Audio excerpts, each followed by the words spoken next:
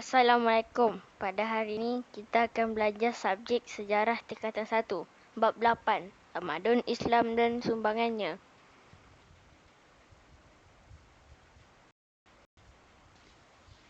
Latar belakang masyarakat Arab sebelum kedatangan Islam. Pengenalan. Secara umumnya, masyarakat Arab sebelum kedatangan Islam mempunyai pertempatan dan cara hidup yang berbeza dari segi pemerintahan, ekonomi dan sosial. Mereka tinggal di kawasan semenanjung tanah Arab yang dikelilingi oleh padang pasir Syam di sebelah utara laut, Arab di selatan, Teluk Parsi di timur dan Laut Merah di barat. Di kawasan tengah atau wilayah Hijaz terdapat 3 ibu kota penting, iaitu Mekah, Madinah dan Taif. Ketiga-tiga ibu kota ini terletak pada kedudukan yang strategik yang membolehkannya berkembang dari segi perdagangan dan pertanian. Namun begitu, selepas keruntuhan impangan Ma'arib sekitar tahun 300 Masihi, berlaku kemeserotan ekonomi dalam masyarakat Arab. Kehidupan sosial yang lemah menyebabkan masyarakat ketika itu tidak mewarisi ilmu dari zaman sebelumnya. Pada masa itu, masyarakat Arab mengalami zaman kegelapan yang dikenali sebagai zaman Jahiliyah.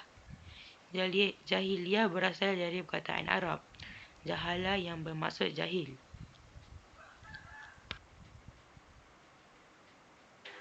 Sistem masyarakat jahiliyah, politik. Masyarakat Arab sebelum kedatangan Islam hidup dalam kelompok kumpulan kabilah iaitu kaum Hadari dan kaum Badui. Kaum Hadari tinggal di kota dengan menjalankan perniagaan dan memiliki binatang ternakan. Kaum Badui pula hidup secara nomad dengan memelihara binatang ternakan. Mereka mengamalkan sistem kabilah yang diketuai oleh seorang syekh. Penyatuan masyarakat berkabilah adalah berdasarkan keturunan yang diistilahkan sebagai semangat asabiyah. Mereka bermegah dengan kabilah masing-masing. Mereka juga sering berperang untuk merebut kuasa, pengaruh dan harta. Di kawasan Mekah terdapat kaum Arab Quraisy yang mentadbir dan memajukan perdagangan. Namun begitu, Mekah pernah diancam musuh. Contohnya Abrahah, pemerintah Habasyah yang ingin menghancurkan Kaabah. Pentadbiran di Mekah diuruskan oleh badan atau jabatan yang mentadbir beberapa bidang dengan tugas tertentu seperti Darun Nadwah.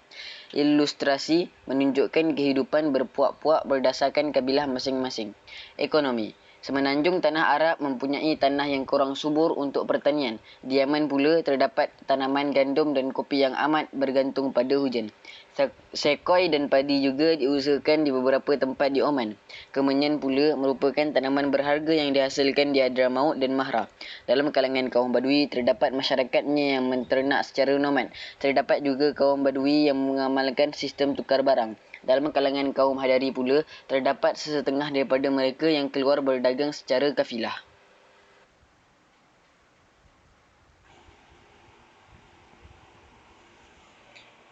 Sosial. Wahani mereka menyembah bahala. Majusi mereka menyembah api. Yahudi agama yang dianuti oleh Bani Israel yang tinggal di semenanjung tanah Arab. Nasrani agama ini juga dianuti oleh bumi Bani Israel. Animisme, mereka percaya kepada roh dan kuasa gaib. Hunafak mengamalkan ajaran yang dibawa oleh Nabi Ibrahim AS.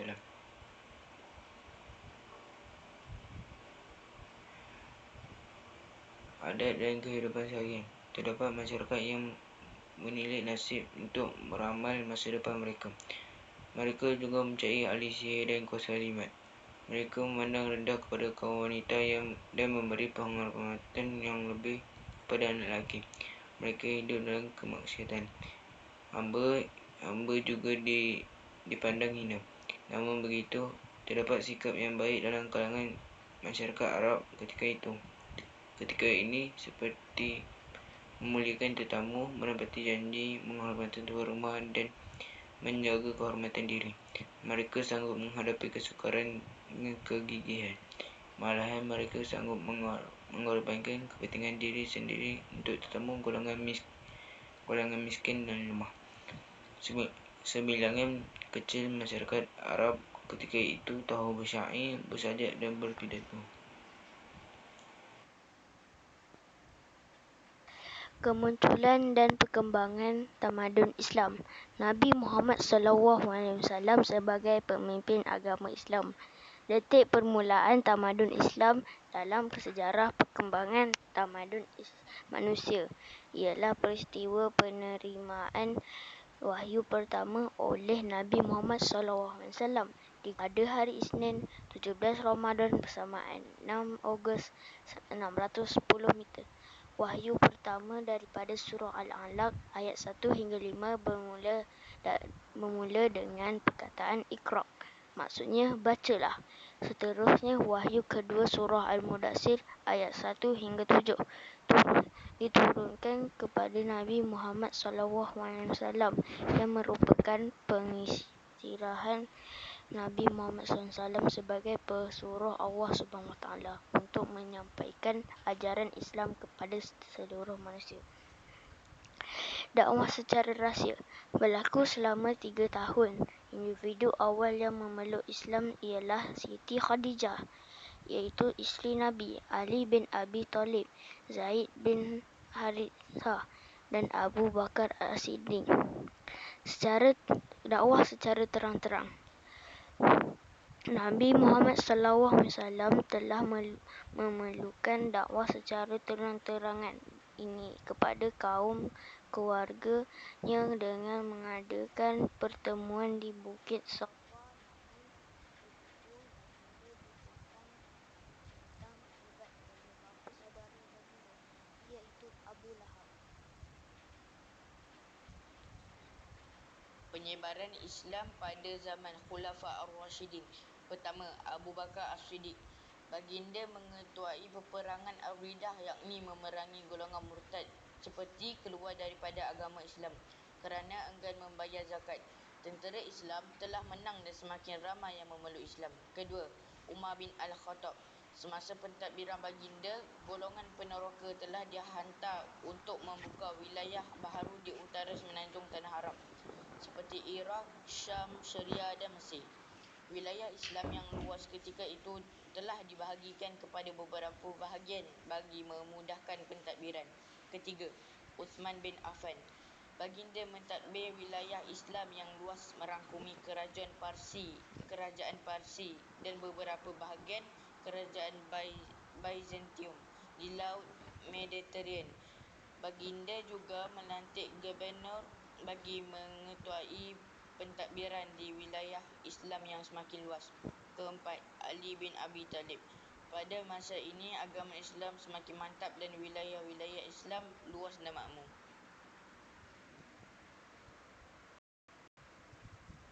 Perkembangan Islam semakin ketara terutama selepas pentadbiran diteruskan oleh kerajaan Bani Umayyah yang berpusat di Damaskus dari tahun 651 Masih hingga 750 Masih, dan Bani Umayyah yang berpusat di Baghdad, Spanyol dari 756 Masih hingga tahun 1071 Masih.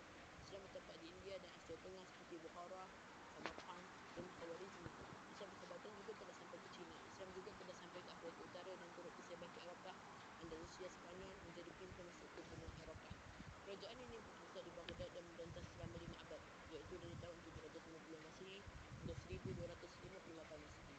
Kerajaan Bani Abbasiyah meneruskan kegebenangan tamadun Islam dengan perkembangan ilmu pengetahuan yang pesat sehingga berkembang ke Eropah.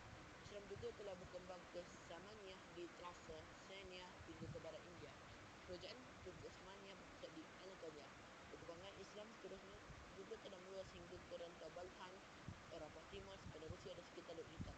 Ia sampai mengekal kekuasaan di Asia Barat. Pengaruh Turki Osmaniyah juga telah sampai ke alam Melayu.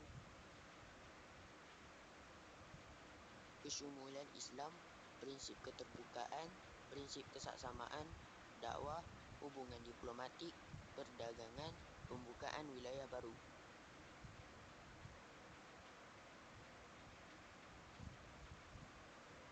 Ketokohan Nabi Muhammad SAW sebagai pemimpin negara.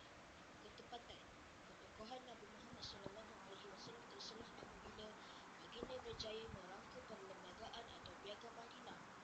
Orang bukan Islam diberi kebebasan untuk mengamalkan agama dan adat masing-masing, mempersaudarakan masyarakat Islam, menyatukan orang Islam dengan bukan Islam, antarabangsa, Baginda berjaya menghantar perwakilan atau misi dakwahnya ke luar negara seperti Habsyah, Mesir, Byzantium dan Parsi. Pemimpin masyarakat ketika di Mekah sebelum berhijrah ke Madinah, Nabi Muhammad SAW menekankan aspek akhlak, akidah dan syariah. Selepas berhijrah ke Madinah, Nabi Muhammad SAW menekankan konsep syura atau perundingan melalui piagam Madinah. Baginda menyatukan kaum Muhajirin dan Ansar. Baginda juga berusaha menjadikan Islam sebagai satu cara hidup dengan menerapkan nilai toleransi, hormat menghormati dan mengutamakan keadilan dalam kalangan masyarakat. Pembangunan ekonomi, perdagangan dan hubungan luar, mengelakkan perdagangan antara negara Islam Madinah dengan kawasan lain. Pertanian, mengelakkan perniagaan dan pertanian berasaskan prinsip ekonomi Islam. Pengurusan tanah, menggalakkan pembangunan semula tanah terbiar dan menebus semula tanah yang tergadai kepada kaum Yahudi. Pembangunan pasar Suk Al-Ansar, Nabi Muhammad mencadangkan agar Abdul Rahman bin Auf membangunkan sebuah tempat berjual beli bagi membangun ekonomi umat Islam.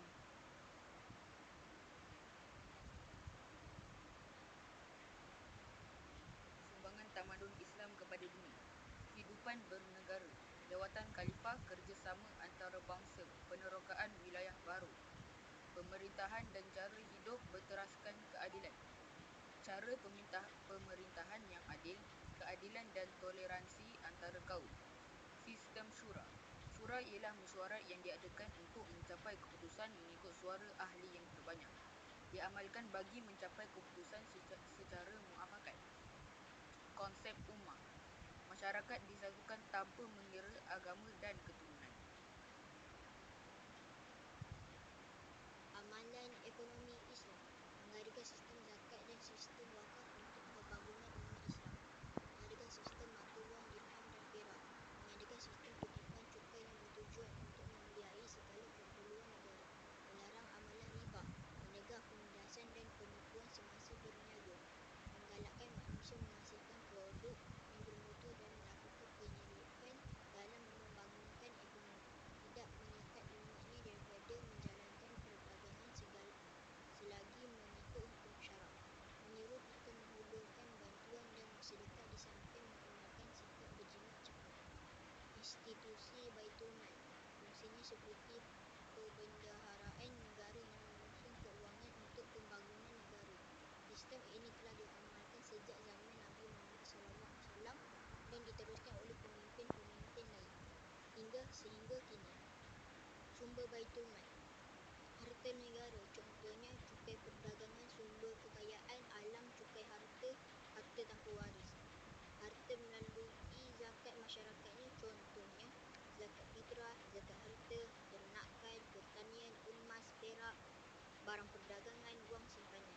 Harta hak milik umat Islam yang tidak jelas penggunanya, contohnya sedekah, wakaf dan wasiat. Harta daripada peperangan, contohnya jizyah, ghanimah dan kharaj. Pelaburan dan saham yang dijual kepada umat Islam melalui institusi yang ditubuhkan oleh Baitul Mal. Segala harta warisan yang tidak dapat dihabiskan oleh waris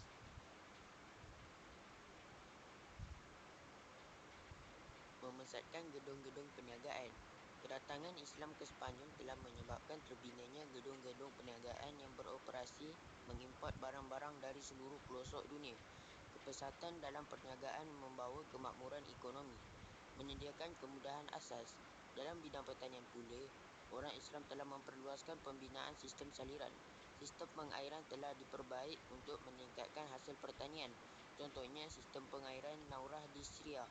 Kemudahan jambatan dan jalan raya yang lebih baik juga dibina seperti di Sepanyol. Islam mengangkat kedudukan dan maruah wanita. Kedatangan Islam telah mengangkat martabat dan memuliakan kedudukan wanita. Wanita mempunyai peluang untuk mendapat pendidikan dan menghadiri majlis ilmu, teknik penyelidikan saintifik, Perkembangan penyelidikan bidang sains dan teknologi dalam tamadun Islam telah membantu perkembangan industri pengeluaran barang seperti industri kertas. Begitu juga dalam kaedah pengelutan pertanian seperti pengairan. Teknik santuman untuk menghasilkan pelbagai bunga dan buah. Teknik membuat kertas dengan menggunakan campuran kain linen, pisang kali, dan kapal. Kewujudan pusat kegiatan intelektual. Kewujudan pusat pendidikan. Semasa pemerintahan kerajaan Bani Umayyah, banyak masjid dijadikan institusi pendidikan seperti di Damsyik, Kufah dan Basrah. Istana Khalifah turut dijadikan pusat kegiatan pendidikan, iaitu tempat belajar dan perpustakaan. Pusat intelektual di Cordoba dan Toledo, Spanyol. Para pengkaji atau pelajar dari pelbagai pelosok Eropah telah datang belajar di universiti-universiti Islam di sini, terutama dalam bidang sains dan falsafah. Para sarjana Islam ketika melakukan penterjemahan telah meningkatkan lagi pengetahuan tentang falsafah dan sains dari zaman Yunani. Masa tamadun Islam berkembang di Spanyol, hubungan orang Islam, Yahudi dan Kristian telah mewujudkan budaya ilmu yang memberangsangkan.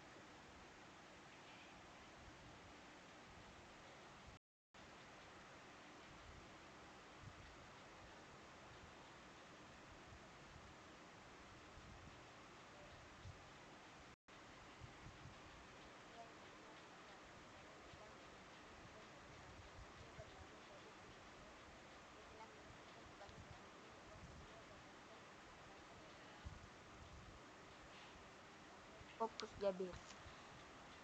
Dalam bidang perubatan, tokohnya bernama Ibnu Sina. Sumbangan yang telah berikan, dia merupakan tokoh perubatan dan ahli falsafah yang masyhur dengan bukunya Al-Kanzi Al-Tib. Bidang falsafah, tokohnya bernama Al-Kindi. Sumbangannya, dia telah menghasilkan lebih daripada 270 buah karya mencakupi pelbagai bidang seperti logik, muzik dan perubatan. Bidang astronomi dan falak, tokohnya bernama Al-Battani. Dia telah memperkenalkan asas ilmu trigonometri, menulis buku astronomi dan mencipta alat ukuran masa. Dalam bidang geografi, tokohnya bernama Al-Biruni. Dia telah membuat kajian utama beliau dalam bidang kartografi, peta dan geografi. Dalam bidang matematik, tokohnya bernama Al-Khawarizmi. Dia merupakan pengasas ilmu algebra, pengasas kitab hisab Al-Jabr wa Al-Muqabalah yang diterjemahkan ke dalam pelbagai bahasa. Dan terakhir iaitu bidang pelayaran, tokohnya bernama Ibnu Battuta. Pernah berlayar sampai ke India dan alam Melayu. Buku pelayaran beliau digunakan oleh pelayar lain selepas itu. Sumbangan tamadun Islam dalam bidang seni bina. Ciri-ciri seni bina dalam Islam terdapat 5. Pertama, mempunyai ruang cahaya untuk keselesaan beribadat. Kedua, terdapat ruang memisahkan lelaki dan wanita. Ketiga, reka bentuk ruang sesuai dengan iklim setempat.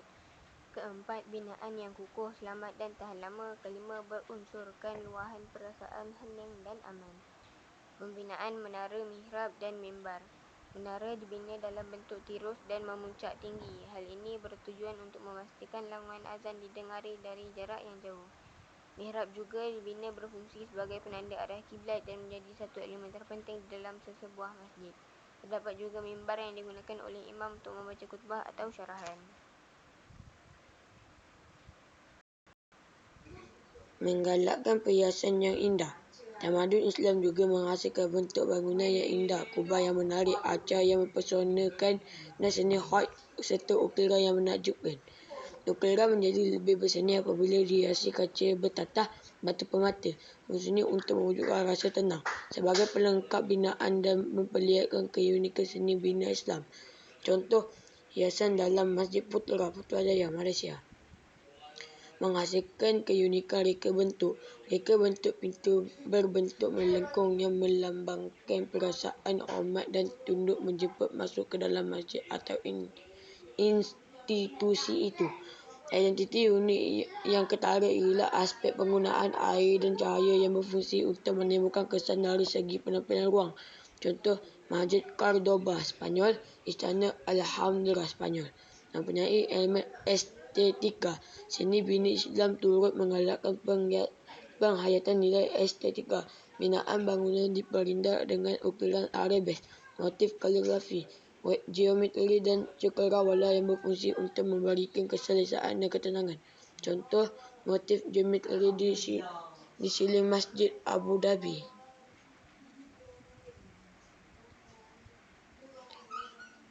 Menyesuaikan reka bentuk dan iklim setempat.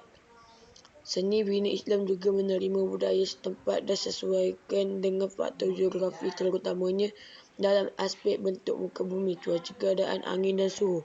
Seni bina di Nusantara mempunyai tingkap yang tersusun dengan jumlah yang banyak. Keadaan ini disebabkan oleh iklim Nusantara yang panas dan lembap beserta hujan yang kerap. Fungsi tingkap yang banyak adalah untuk menyejukkan dan pengudaraan.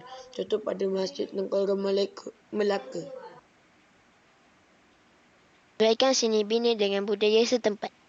Terdapat juga seni bina dan elemen estetika yang mengikut kesesuaian budaya dan seni bina tempatan. Contohnya masjid di China yang mengambil inspirasi rumah tradisional kuil dan istana. Hal ini dapat dilihat pada Masjid Huangshan di Guangzhou, Masjid Niuji di Beijing dan Masjid Zhenjiao di Hangzhou. Penggunaan kubah sebagai struktur utama bumbung dapat ditemui di masjid-masjid pada zaman Turki Uthmaniyah. Contohnya Masjid Sultan Ahmed Masjid Biru yang mempunyai ruang solat utama yang ditutupi kubah. Setengahnya lingkaran yang mempunyai banyak menara di sisi masjid. Fungsinya untuk keselamatan dengan memperkukuhkan sistem struktur daripada rentangan yang lebar. Masjid di India juga mempunyai keunikan dengan binaan pintu gerbang yang besar. Berfungsi sebagai pintu masuk utama. Ciri masjid di India juga dapat dikenali dengan mudah kerana menggunakan bumbung berbentuk bawang dan lingkungan yang menirus.